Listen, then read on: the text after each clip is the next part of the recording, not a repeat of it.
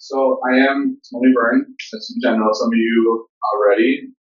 Personally, George and I work together, which is awesome. But I don't, when John asked me to share my story, I was like, so is this like a professional story, a personal story? What are we doing here? And he said a little bit of both. And so we'll just start, I guess, with personal.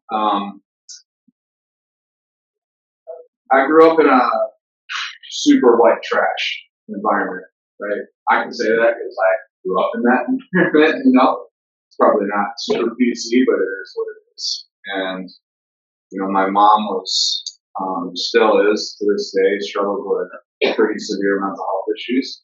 Back then, they could Chinooka State Hospital, Milford County, used to be a state hospital, and she spent quite a bit of time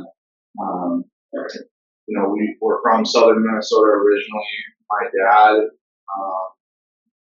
he's passed. So I'm a little hesitant to speak like really ill of the dead, right? But he was just not. He had a lot of trauma. He did not do any of the work to break the chains, right? That many of us have done. So he visited all that trauma onto his kids. So he was abusive in every way that you can imagine. Sexual, mental, physical, just he made me and my siblings' lives way more difficult than me. Now, I can say in retrospect, God works all things to the better, so that meant that, right? So I'm no longer held hostage by those experiences. But at the time, it was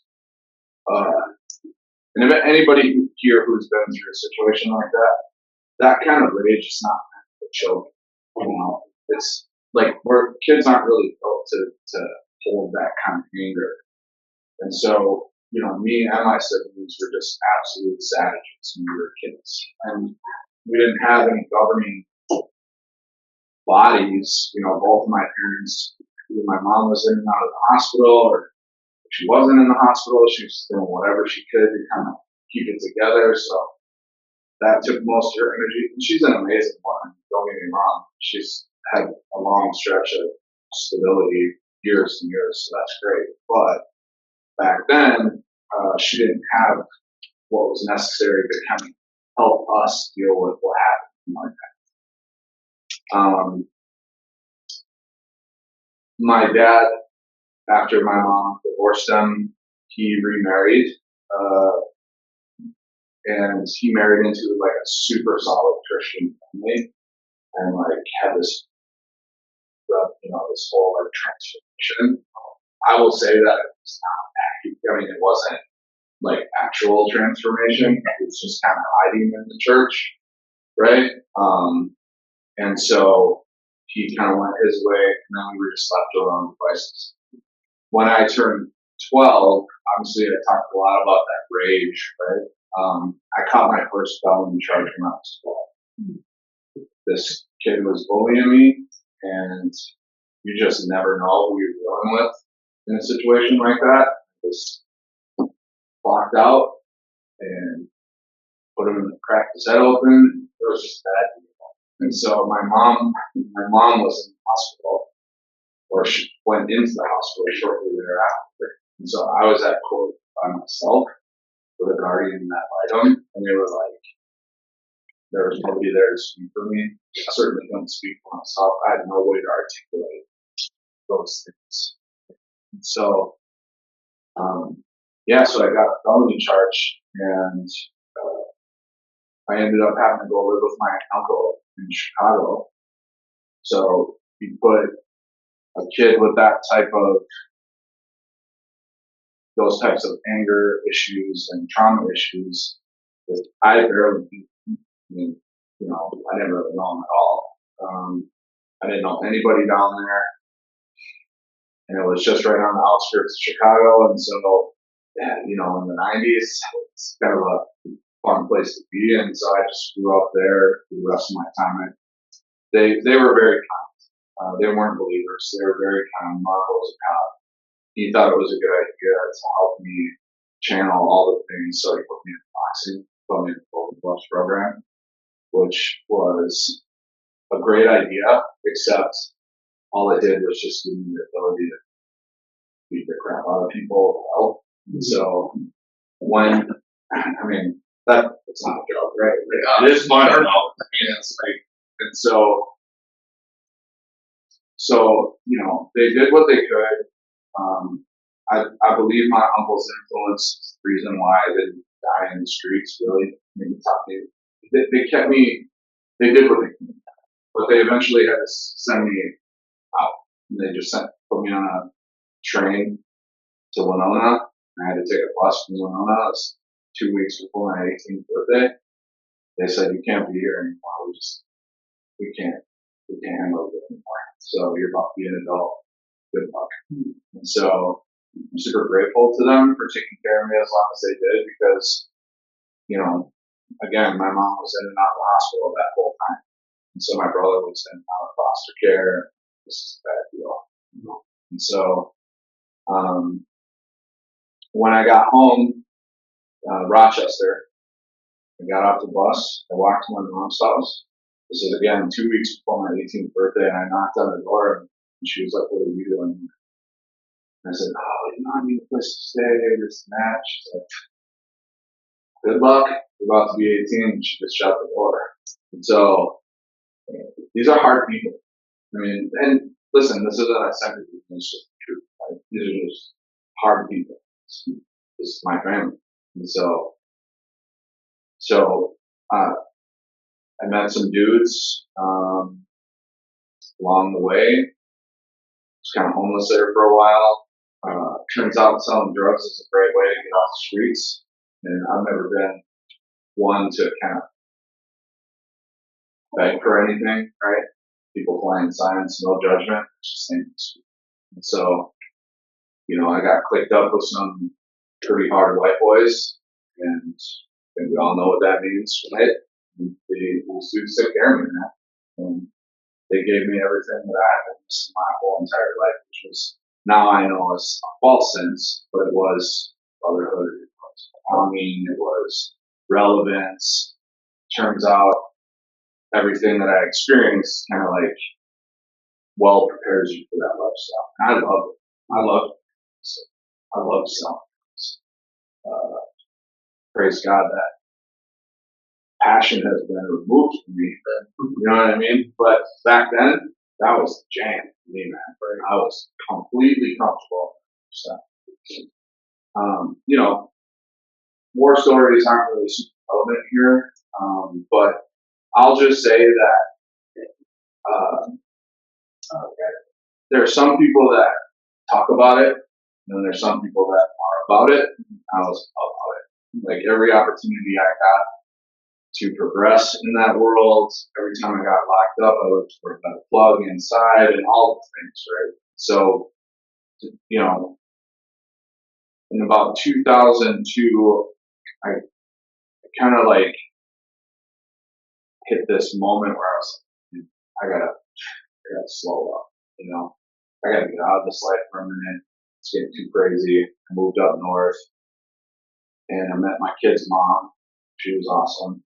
She was just as messed up as I was. We had this baby girl who's now 21, which is insane to me. But, that was I kind of calmed down a little bit, right? Because I was trying to do the right thing. I wanted to go my dad, all that messed up thinking. And I guess that's not, what I mean. So I settled down, married this girl, but I was a kid. I was like 22 at the time, 23, something like that. Kids playing house. And just absolutely destroyed that marriage. And my wife at the time, my kid's mom, she put up with my bullshit for as long as she could, and it's just over. Once that happened, that was another excuse for me to be like, well, obviously this life ain't for me. I'm just gonna go back to what I know.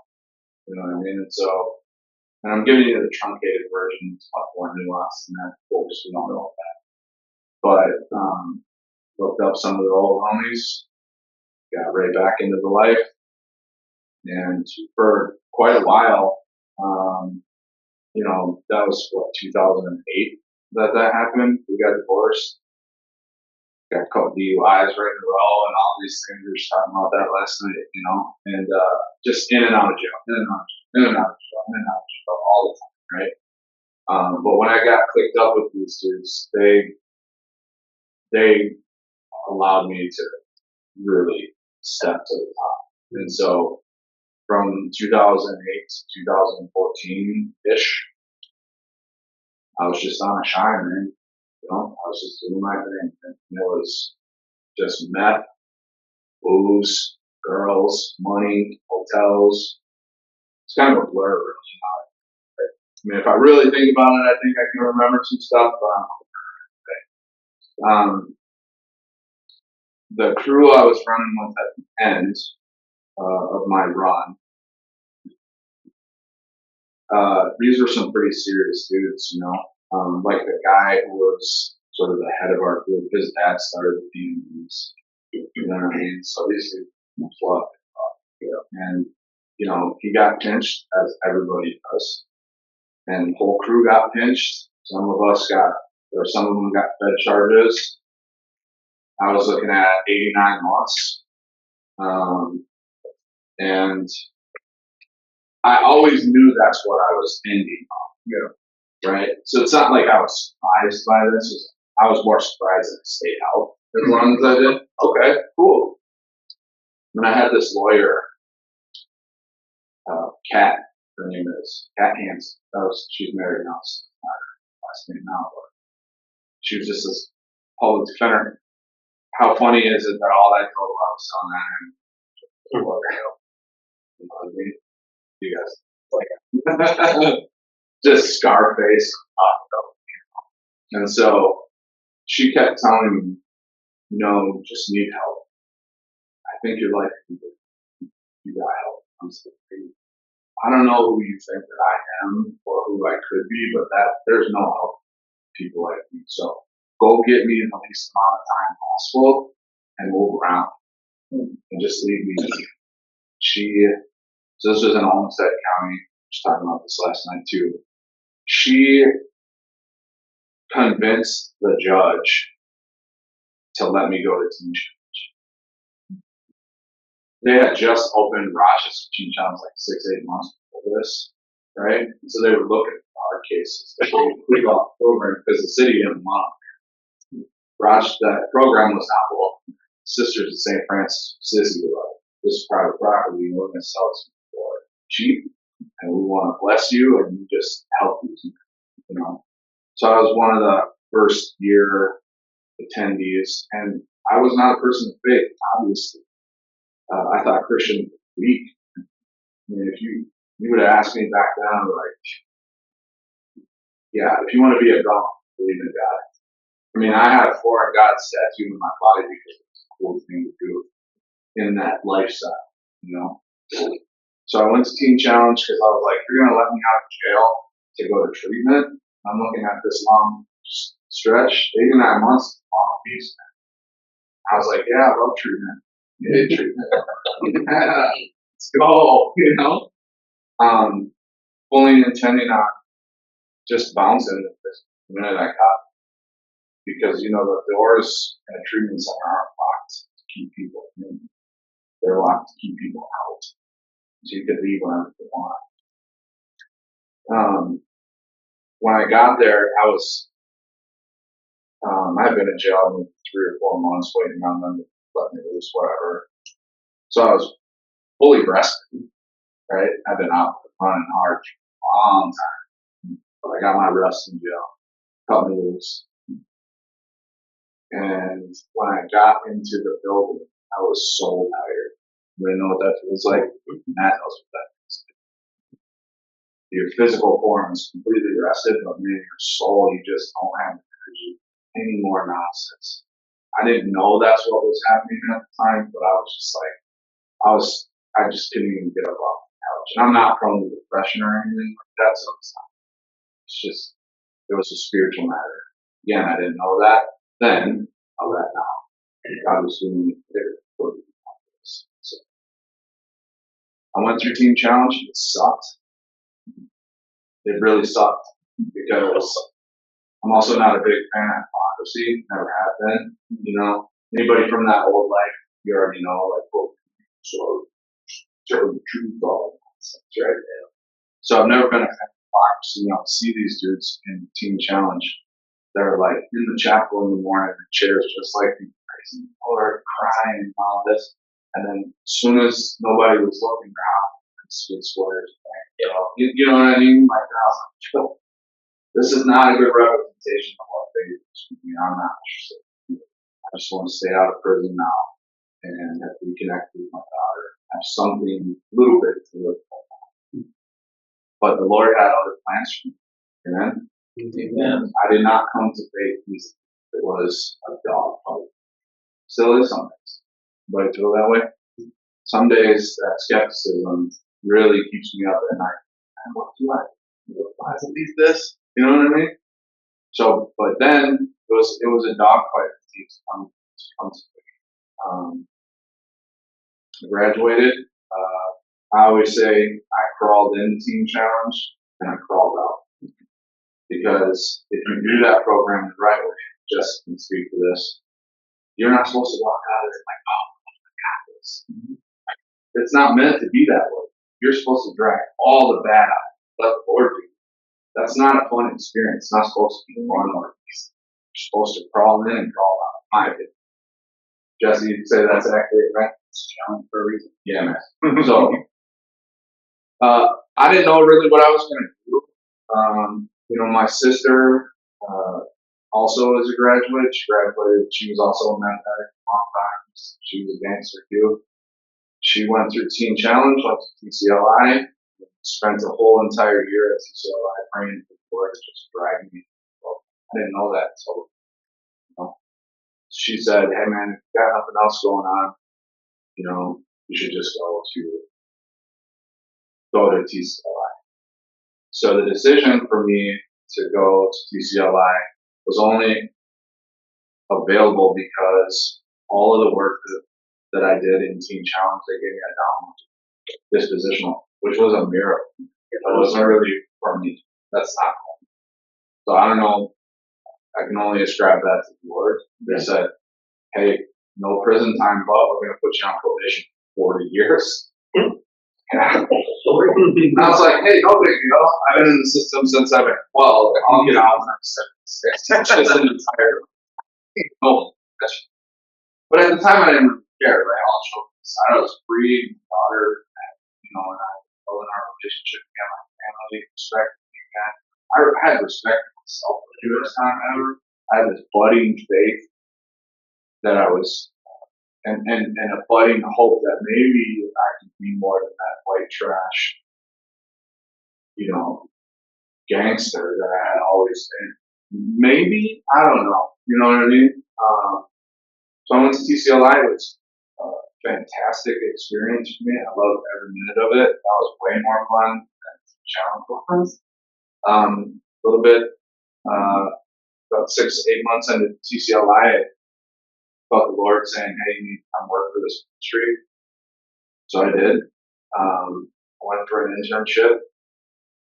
I submitted all my background check. I had no reference for what the treatment model looked like. I didn't know. I didn't know DHS.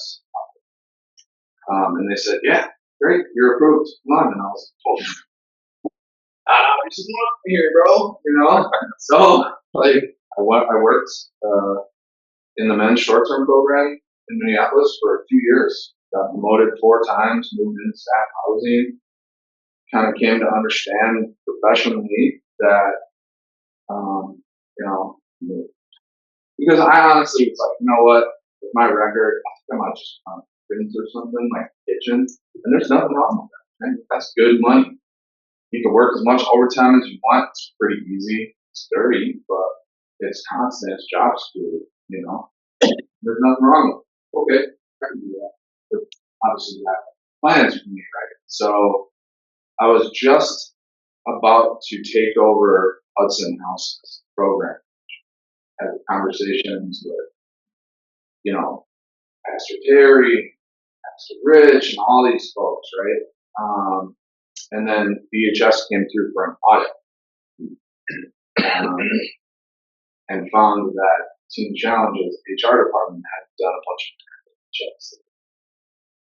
So there was 13 of us that lost their jobs one day. For me, it was more significant because I also lived in the staff house, and I had just got half custody of my daughter back after all these years of working towards that. So I lost my home and my job in one day. And, I mean, obviously, I stayed there for a little bit, which was great. I mean, it's not like they just put me out on the street, but they were like, "Hey, man, you don't work here anymore. It's a bunch of people on this list, so you gotta move on with your life." And um, I was pissed. I was like, I knew this crap was fake. I knew these people were fake. I knew it. I'm just lying to myself the whole time. And I'm not gonna lie and say this. Lord, you got me. I was mad. I was mad. And I was like, I think I'll just go back and right, easy. Because you can always make money selling dope. But I'm not about to be homeless. I was dating my now wife, who her name's Heidi. Anybody know her here? Yeah, Eric knows her, of course. She's an LABC and an LPCC. She's worked for Teen Challenge for 15 years. She's stayed with our kids now. We have 2 kids because of that. We were just dating at the time, and she came over and just said, "Hey, it doesn't have to be the way you think it is. We can get through this together." And I was like, I mean, you say that, but you're not me.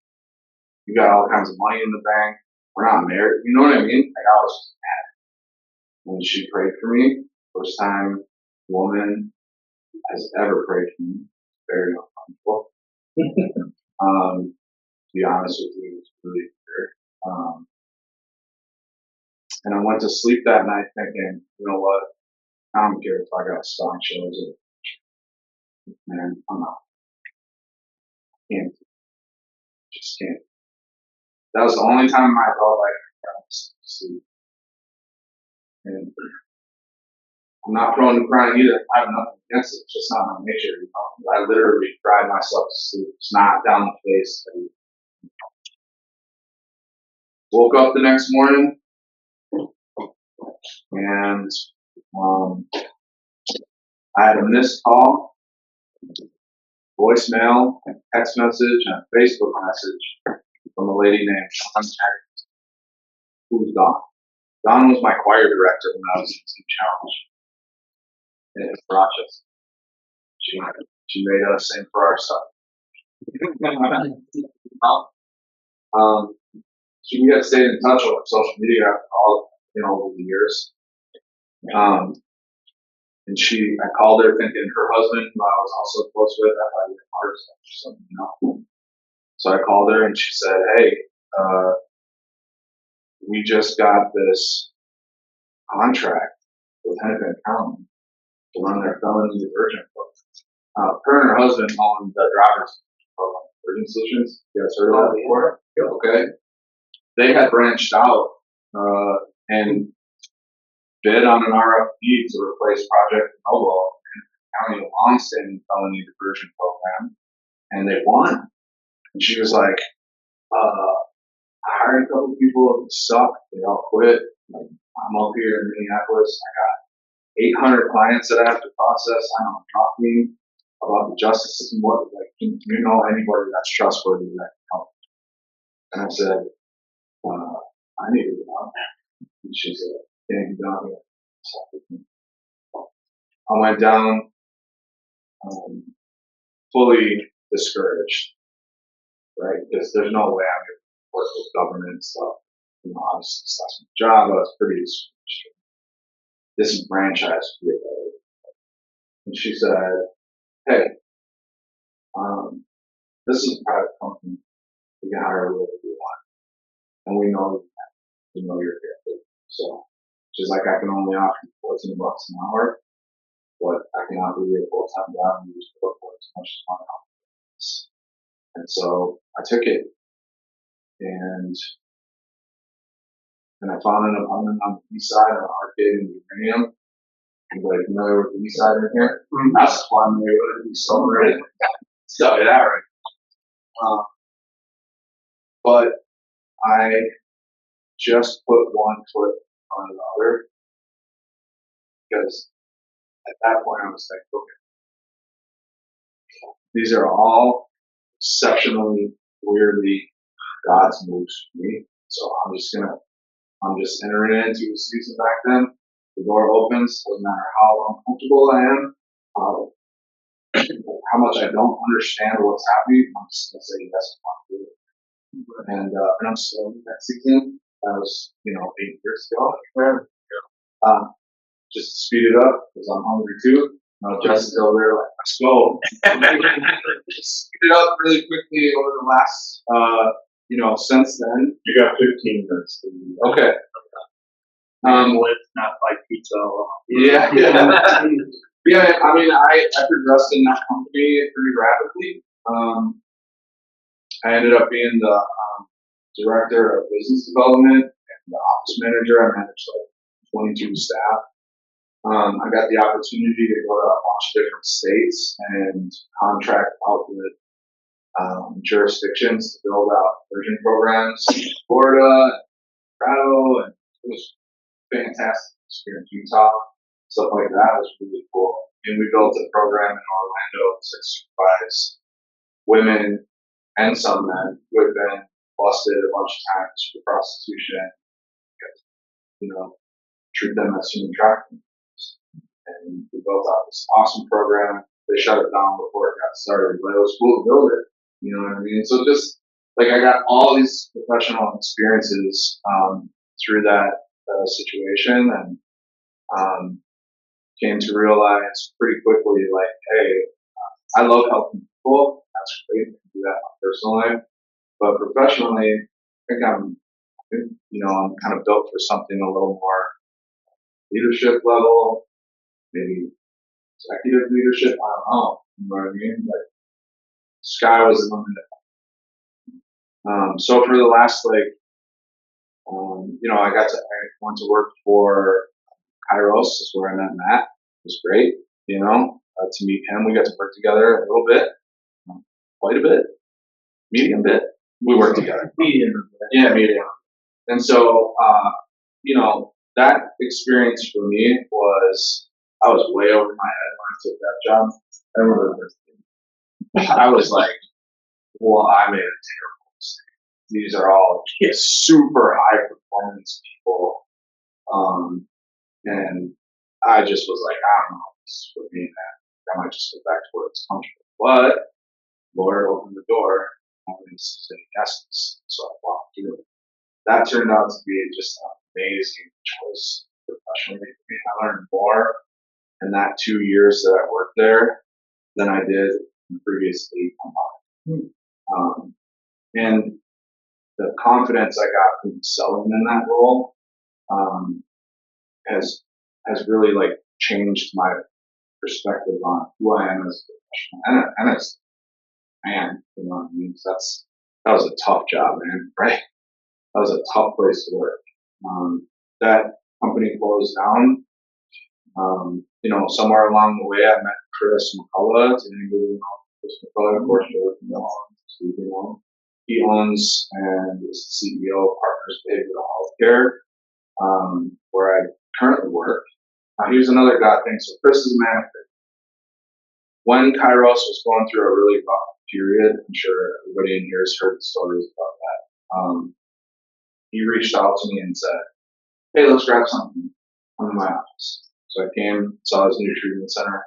He said, hey, I don't know what's going to happen with that organization, but you're super valuable to the field. And so no matter what happens there, I'll put you on my payroll. If you lose your job tomorrow, just understand that I'll put you on my payroll until you find a new job or you choose to come work for me full time. He's like, I don't want you to leave the field. I think you have a lot to offer. And so I'll make sure that your bills can. I'll give you something to do. I was like, no, I can't pass background check. So, okay. I'll make a role for you that's not fine fist. Amen? Amen. What a good dude. That's a good dude, Rick. And so I just said, hey, How about I just come over full time? So I wrote my resignation letter to Kairos, and then it shut down the same week before I could send it in. So, all right, got some unemployment out of that. And that's where I am now. Okay, so I'm with partners. I do the business development there. My heart is for the justice community, obviously, right? It's 3/4 of my story on one end and now the other. And so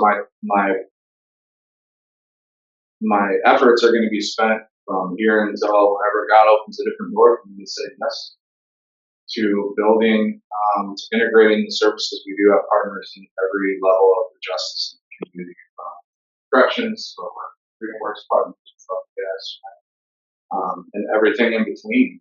So personally, I did marry that girl that prayed for me and made me uncomfortable. We just celebrated our 6th wedding anniversary. Yeah. She so I this.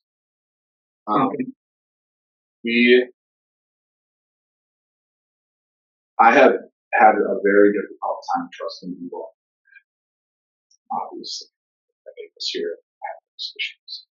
My wife is the first person I trusted enough to trust. Yeah, and I would say, well, if you were to ask me to pick one blessing that the Lord has gifted me with in the last 10 years of my recovery, it's the fact that I have a partner that I trust her more than I trust myself. Amen. She fills all the gaps in my life. I didn't know her there. And so we have 2 beautiful children together. My son Jack just turned 5. He is a barbarian, but he's also like Bam Bam from Flintstones. So, and then our daughter Penny Melody, she just turned 3. Yep. So my professional life is really exciting. I get to do all this cool stuff. I get to work with all these cool people. I get to,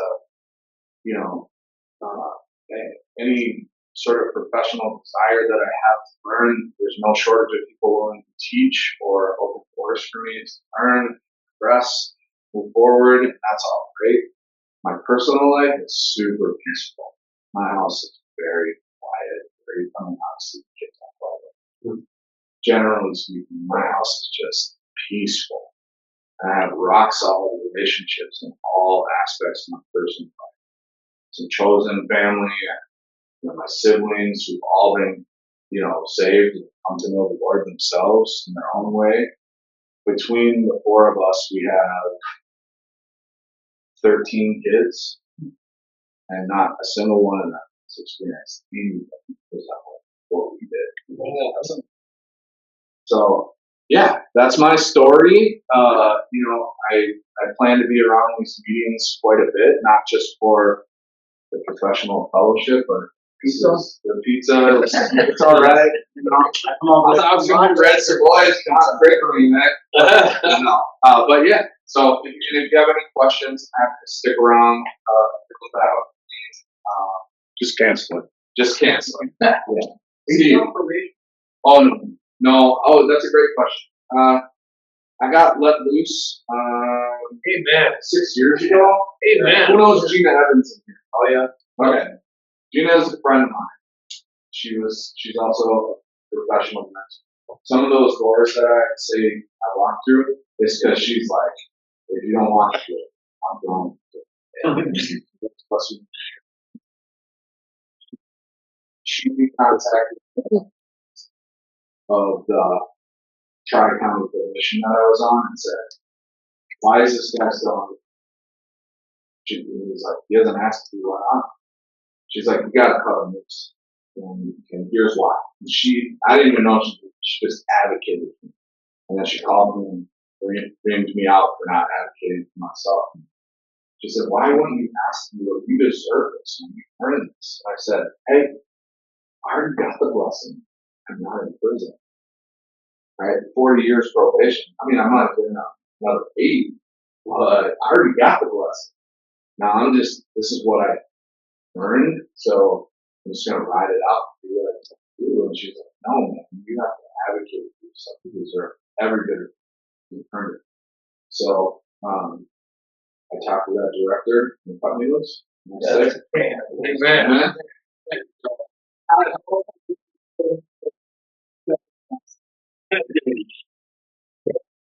Questions?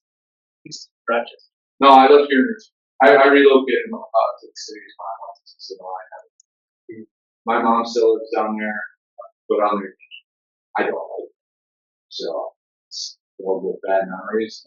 Well, I'm not holding those. It's like, I always bump into somebody at Chicago every time we gas station. Bro, I'm like, hi, you got some 10 years. Oh, you know, if you want that. Any other questions? George? Well, I got thoughts. I don't know if they're Yeah. questions. I just every time I hear you were here, you speak, I just thought I don't know what you were like in the past, but I just somebody that has a lot of brilliance, Thank you. and I bring it up, sponge a lot of stuff, Yeah. So, but you seem to, and man, I just think of all the people that just kept you moving forward. You know, the prayer with your wife. You know, that's beautiful. It is. To have them, and people come like Gina and just, you know, God is bringing different ways. He's moving us forward when we don't we should move forward. You know, this is good. And yeah, man, I'm blessed to know you, bro. Same. I'll hold on one piece a little longer. Okay. Yeah, Tony, thank you for sharing. Yeah. Just really encouraged by you, and just want to also encourage you that those places that went well, you're like, you know, I'll do whatever. Yeah. I'll work. I'll do this job. That is where it became so. And God wants to make sure that there was a time where things were not looking like they were going to shake out for me coming out of Teen Challenge with career ideas ahead. I told the Lord, I will be. Amen. Whatever I got to do to stay in your kingdom. I will clean toilets and minister to people on the sides while they're on the signing the papers, whatever. You know, that's what I'll do. You know, he tested that. I applied for internship in the kitchen, and at the last minute, and I said yes. Yeah. So, Yeah, I remember hearing that story about it. yeah. That was before I even met. Well, so if you want to break down, if I could just leave you with one statement, I want you to think of me, or when you think of me, I want you to think of this. At the end of the day, I have one goal, in my professional and my personal. That goal spreads to many other goals. My primary goal is to pick up and build at least one brick. Just one. Often I build more, right? But that's the goal. And I wake up every single day and say, Lord, give me the opportunity and the energy to put one brick in this. Everything else is just praise. You know? Yeah. Thank you, Tony. Yeah.